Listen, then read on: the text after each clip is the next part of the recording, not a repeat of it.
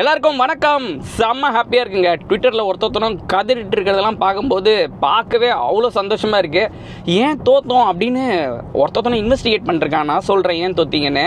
எப்போ மக்களே முட்டாள்கள், அவங்களுக்குலாம் ஒன்றும் தெரியாது, அறிவில்லாதவங்க, தற்கொலைன்னு மக்களை பார்த்தே நீங்கள் பேச ஆரம்பிச்சிங்களோ அன்றைக்கே நீங்கள் தோத்துட்டீங்க.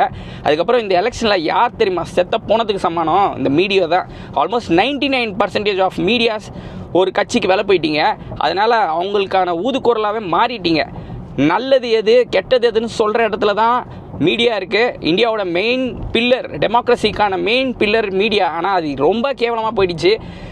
தமிழ்நாடு சீஃப் மினிஸ்டர் ஆக போகிற ஒரு மனுஷன் மீடியாவை சந்திக்கவே இல்லை, ஆனால் சீஃப் மினிஸ்டர் ஆகிட்டார்.